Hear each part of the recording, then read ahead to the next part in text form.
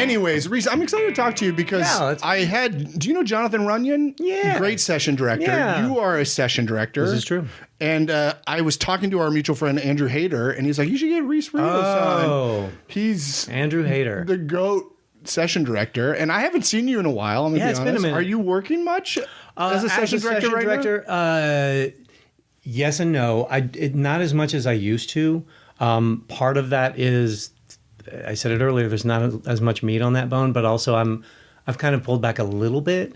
It's a job for which I've been very grateful, but it's not exhausting. So I don't run. I mean, once upon a time, I've been doing that for going on 16 years. And once upon a time, I would say yes to every gig, and that would yield 20 days a month. And that's a lot for that job. I think the most I've worked this year is 12 or 13 days, and that's a lot for me now. So it's usually around 6 to 8 days. But again, a lot of it is just, there's not a ton out there. There's a lot of really great session directors that are just looking for some work right now. And and the person for whom I worked most closely, it's just every casting director across the board is experiencing less. Yeah. Right. And that trickles down to all of us. So yes, I do it, just not as much. Wait, who are you mainly working for right now? So my primary is spot casting. Yes. Which is Jacob Klempner, a very good friend of mine. But I work a lot for Ross Lacey Casting, Allison Horn. I work for Allison, Joni Sonnenberg. I've worked for so many, but the dynamic is basically, about 15 years ago, Jacob asked if I would be his primary. And the way that works is any one that comes and asks, because it's an independent, independent contractor status, right? We're not employed by 200 South. I'm not employed directly to a casting director. But the way the system works is if I'm offered a job elsewhere outside of spot casting, my gentleman agreement with him is that I go and say, hey, Jacob, so-and-so is seeing if I'm available for these days. I'm willing to work if you don't have anything. And that's how that works. Yeah. Yeah. It's interesting that you say does spot come out of 200 South? Because I feel like I've been going in a lot more in the last few months. Have you seen it pick up in the last few months? Yeah, I have. Spot's been out of 200 South, since I've been there. I thought so. Yeah. Has it picked up? Yes. And just when you think it's picking up and it was like, pendulum swung back, goes quiet. It goes quiet again. And, we're at a time, what is it, November 10th? So that lobby should be jammed full of people in football jerseys and Santa Clauses. Yes. And actually, once upon a time, you would see Santa Clauses in July and all the football ads being made July through August, September. And it's just been very peak and valley. So whereas I thought there was about 2-3 week stretch, I was like, look at this. It's like 2013 around here.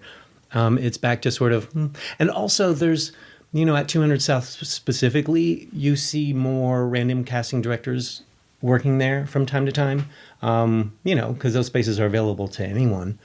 But it's not consistent. You said I don't know what word you said. You said exhausting or maybe taxing. Exhausting. That job Both. is extremely Both. that. Is that outside of very a regular job taxing, or is there something specific that it wears on you? I think there's something very specific, and the way I would put that is, I think, you've come in the room, right? I think that job once or twice. Still got it. I think that job, to do it well, look, man, you're dealing with, and I'm an actor myself for over 25 years. That's supposed to be a very safe space. We're supposed to create a space that lets you come in and feel loose and absorbent, and I can come in and play. And I, on the other side, when I come in to audition, I always appreciate a little bit of brightness, So therefore, when I'm directing a session, I think that job requires personality. I think to be of service to actors coming in, you have to showcase a little personality and a little energy. I think it's helpful. It loosens things up. It breaks that sort of tension. And I will sum it up with this. Personality is fucking exhausting. Having a personality is really exhausting because that is who I am in the room, but it's a little hyped up for your benefit. And now sustaining that over an 8-hour period is really exhausting, because I don't think it's fair to be a little dead by the end of the day when all the 10 and 11 a.m. people got the best version of me.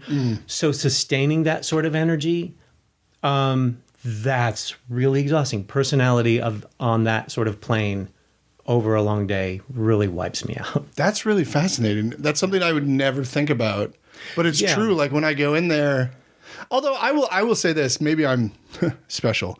I try to give something to them, something different, in the sense of like, I crack a joke after the explanation or whatever as I'm leaving the room to give them, something, because they give so many of those explanations and people are just like not paying attention for whatever self-sabotaging reason, which is a whole different rabbit hole.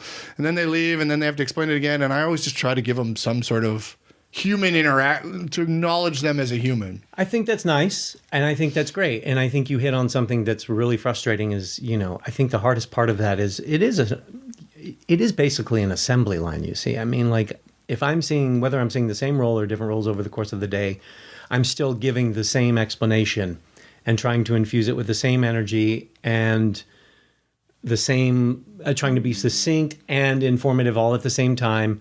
And then to do that and then to be met with this blank stare of like, wait, what do I do again? I'm like, God damn it. Yeah. That's just so draining. So when, that's probably the thing I appreciate the most is when it's one of the things you'll hear me say when I see work that's done well, especially after a first take. I'll say something to the effect of, oh, thank you for listening. And I mean it. Yeah. Thank you for listening, because now we can split some fine hairs and adjust something, get into the micro bits of this and have a little fun, versus me having to fix things that you just did not do because you weren't listening or you got distracted or whatever. So, however you register that at the end of an explanation, if it's a little eye contact and you have something fun to say just to punch it up, great. Yeah. Thanks for being there and thanks for listening. I just had an in-person it's interesting you say that, because I just had an in-person last week that after my first take, he was like, this is the first time all day I've said this. Or I didn't have to say tone it down or something along those lines. And it seemed like that brought him genuine joy, that he didn't have to re-explain or like, and then he's like, okay, now let's play. And that's so funny. I bet that's really rewarding for you guys to finally find nice. that. We should, it should be the other way, where for every 10 people, it shouldn't be one or two people who are like, oh, thank you. Yeah. For making my life a little easier. It should be the majority, but I think that's the biggest thing, that the biggest challenge is listening.